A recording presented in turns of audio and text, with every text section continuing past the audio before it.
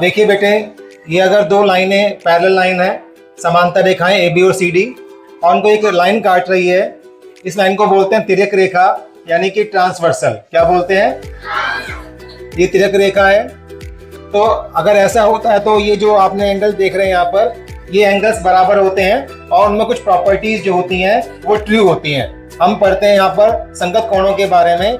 अगर दो लाइनें जो कि समांतर है, उसको एक तिर्यक रेखा यानी कि ट्रांसवर्सल काटती है, तो यहाँ पर जो संगत कोण बनते हैं वो बराबर होते हैं, यानी कॉस्मिक एंगल जो होते हैं बराबर होते हैं। वो कौन कौन से हैं? 1 हमारा 5 के बराबर है, 4 हमारा 8 के बराबर है, 2 हमारा 6 के बराबर है और 3 बराबर 7 के है। ये हमारे संगत कोण हैं, यानी कॉस्मिक एंगल्स हैं।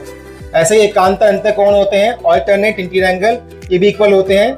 आप देखें, ये दो लाइन है, ये 3 और 5, 4 और 6, ये लाइन के एक तरफ इधर बना है और तो एक दूसरी तरफ बना है, तो ये और लाइन के अंदर बने हुए हैं, इसलिए इन कोणों को हम बोलते हैं एकांतर अंतःकोण, यानी ऑल्टरनेट इंटीरियर एंगल्स। ये भी इक्वल होते हैं, तो 3 बराबर 5 के होगा और 4 बराबर 6 के होगा।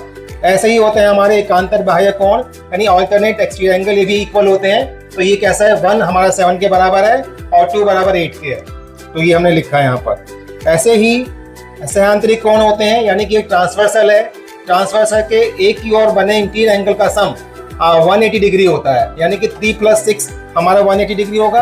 ऐसे ही 4 + 5 भी हमारा 180 डिग्री होगा। बात समझ में आ रही है? यहाँ पर इसके अलावा लीनियर पेयर बनते हैं, यानी रैखिक युग्म बनते हैं। एक रेखा पर बने कोणों का योग 180 होता है, आपको मालूम है। तो यहाँ पर 1 + 2 भी 180 होगा, देख रहे हैं यहाँ पर। 2 + 3 भी 180 होगा, 3 + 4 भी 180 होगा और 1 + 4 भी 180 होगा। इसी प्रकार नीचे भी हमारे रैखिक युग्म यानी लीनियर पेयर बन रहे हैं, जो मैंने यहाँ लिखे हैं। इसके अलावा आप देख रहे हैं यहाँ पर शीर्षाभिमुख कोण बनते हैं, वर्टिकली अपोजिट एंगल, वो भी इक्वल होते हैं। तो 1 हमारा 3 के बराबर है, 2 बराबर 4 के है, 6 बराबर 8 के है, 5 बराबर 7 के। तो ये हमारे वर्टिकली अपोजिट एंगल है।